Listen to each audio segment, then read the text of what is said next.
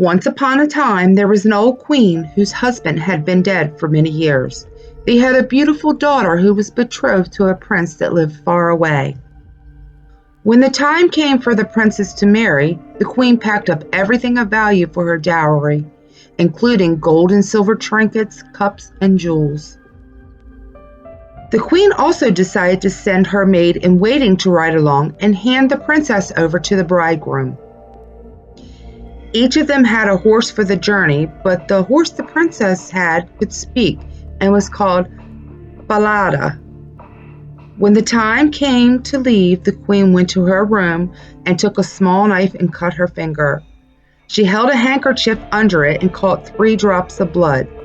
The queen gave it to her daughter and said, "Dear child, keep this safe with you. It'll be a service to you on the way." The princess placed the handkerchief in her bosom and took her leave to go to her bridegroom. After riding for a while, the princess was getting thirsty and said to her maid, "Dismount and take my golden cup to the stream and get me some water." "If you are thirsty, get off your horse and get it yourself. I did not choose to be your servant," said the maid. Because she was really thirsty, the princess got off her horse and went to the stream without her cup. She bent over the stream and took a drink. Sitting back up, she said, "Ah, heaven," and the 3 drops of blood answered, "If this your mother knew, her heart would break in 2." Being a humble princess, she said nothing and mounted her horse. They rode for many more miles, but the day was hot and she was thirsty once again. "Dismount and give me some water in my golden cup," said the princess to the maid, forgetting the girl's words from earlier. This time the maid answered more haughtily, "If you want a drink, get off your horse and get it yourself. I don't choose to be your maid." The princess got off her horse again and went to the stream. Bending over, she cried, "Ah, heaven!" And the drops of blood replied, "If this your mother knew, her heart would break in 2." Bending over again for another drink, the handkerchief fell out into the water and floated away. The princess did not notice it. The maid noticed it, though, and got excited, thinking about how now she had the power over the princess. When the princess went to mount her horse Falada, the maid was there and said, "Falada is more suitable for me, and my old nag will do for you." The princess conceded to that, but the maid was still not happy. She demanded the princess exchange clothes and swear that she would never tell a soul or she would kill her on the spot. The princess did as she was told, but Falada witnessed the whole thing.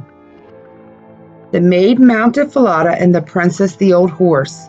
They continued onwards until they reached the royal palace. There, they were greeted with rejoicing over their arrival, and the prince came forward to meet her. He went to Falada where the maid was riding in disguise and lifted her from the horse and carried her off inside. The real princess was left standing below.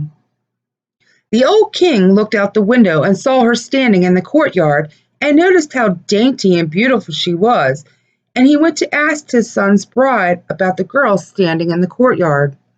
"Oh, I picked her up on my way for a companion. Give the girl some work to do so she is not idle," said the maid. But the old king had no work for her, and he knew of no one. So he said, I have a little boy named Conrad who tends geese. She may help him," stated the king. A little while later, the false bride went to the prince. "Dearest, I beg you to do me a favor." "I will do most willingly," he said. "Then send for the knacker and have the head of the horse of which I rode in on cut off. He vexed me on the way," said the false bride, but in reality she was afraid the horse might tell her secret. The real princess heard about what was to be done to her horse, and she went to the knacker and secretly promised to pay him a piece of gold if he would perform one small service for her. There was a dark-looking gateway in town which she would pass through every day with the geese, and if he would be so kind as to nail Falada's head up on it so she might see him again once more, The knacker promised to do that and cut off the head of the horse and nailed it beneath the gateway. Early in the morning, when she and Conrad drove the flock of geese beneath the gateway, she would say, "Alas, Falada, hanging there." The head would answer, "Alas, young queen, how ill you fare. If this your mother knew, her heart would break in two." Then they would go further out of town into the country. When they came to the meadow, she sat down and unbound her hair, which looked like pure gold. Conrad saw this and wanted to take a few hairs. And then she said, "Blow, blow, thou gentle wind, I say, blow Conrad's little hat away, and make him chase it here and there, until I have braided all of my hair and bound it up again." Suddenly there came a violent wind that blew Conrad's hat far across the country. He was forced to run after it. When he finally came back, she had finished combing and braiding her hair, and it was up again so that he could not get any of it. Conrad was angry about this and would not speak to her. They sat there watching the geese until evening and went home. The next day they were driving the geese out again through the gateway, and the princess said, "Alas, Falada, hanging there." Falada answered, "Alas, young queen, how ill you fare. If this your mother knew, her heart would break in two." And she sat down again in the field and began combing her hair, and again Conrad ran and tried to take some of her hair. So in a hurry she said, "Blow, blow, thou gentle wind, I say, blow Conrad's little hat away, and make him chase it here and there, until I've braided all of my hair and bound it up again." The wind picked up and blew his hat off his head far away, which forced Conrad to run after it. When he came back, her hair was put up and he could not get any of it. So again they sat there in silence, watching the geese till evening. That evening, after returning home, Conrad went to the old king and said, "I won't tend to these geese with that girl any longer." "Why not?" inquired the old king. "Oh, because she upsets me all day long." The old king commanded him to tell what she does to him. "In the morning, when we pass through the dark gateway, there is a horse's head on the wall, and she says to it, 'Alas, Falada, hanging there.' And the head answers, 'Alas, young queen, how ill you fare. If this your mother knew, her heart would break in two.'" Conrad went on and told the old king what happens in the pasture and how he must chase his hat. The old king commanded he drive the flock again the next day, and that morning the king placed himself in the dark gateway and heard the maiden spoke. He then went to the country and hid in a thicket and watched as she sat down and began combing her hair, and he heard her say, "Blow, blow, thou gentle wind, I say, blow Conrad's little hat away, and make him chase it here and there, until I have braided all of my hair and bound it up again." Suddenly there was a blast of wind that carried Conrad's hat off, so he had to run after it. The maiden sat quietly combing and braiding her hair, all of which the king observed. Then, quiet and unseen, he went away. When the Goose Girl came home that evening, he called her aside and asked her why she did all those things. "I can't tell you. I dare not put my sorrows to any human, for I have sworn not to by the heaven above. If I do, I'll lose my life." The king tried repeatedly, but she would not tell him. Then he said, "If you will not tell me anything, tell it to that iron stove there." And he went away. The maiden crept to the stove and began to weep. She emptied her whole heart and said, "Here I am, deserted by the whole world, and yet I'm the king's daughter, and a false waiting maid has forced me to remove my royal apparel and taken my place with my bridegroom. I must perform these menial services as a goose girl. If this my mother knew, her heart would break in two." The old king was listening at the stovepipe and heard everything she said. He immediately came around and brought her into the palace secretly.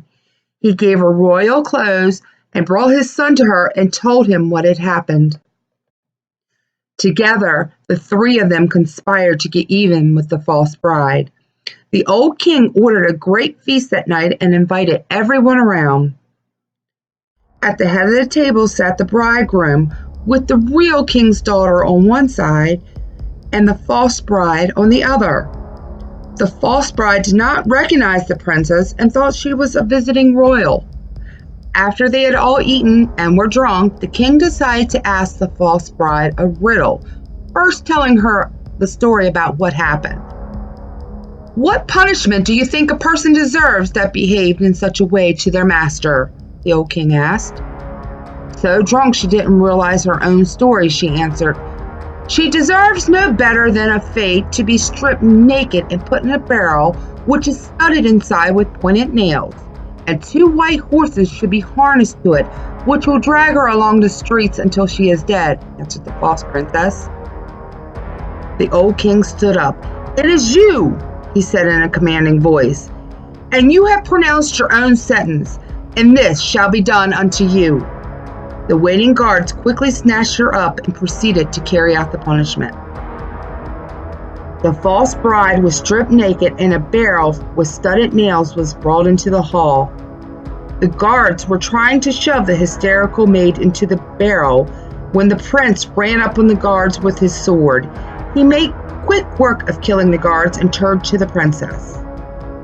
You see, they were conniving behind the king's back. The false princess had already confessed to the prince and ended up falling in love with the maid. The prince and the maid were planning on killing the king at their wedding and taking over the kingdom. Unfortunately, the old king found out about the false bride. The maid, not yet inside the barrel, stood up at the wrong time. The prince swung his sword at another approaching guard, and instead he hit the maid, cutting off her head. In shock at what happened, the prince did not see the rest of the guards approaching and was immediately stabbed multiple times.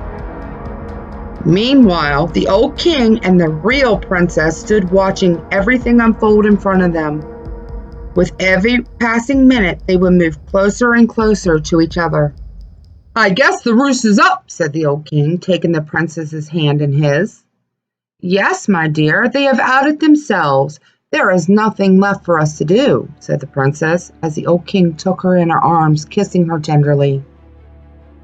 You see, the maid and the prince were not the only ones conniving. The king decided as soon as he saw the real princess in the courtyard that he would have her for his own. Unfortunately for the old king, his sweet Goose Girl was not as innocent as he thought, and that night she took the king's pillow and smothered him in his sleep. Everyone thought he died because he was old, but the princess knows better.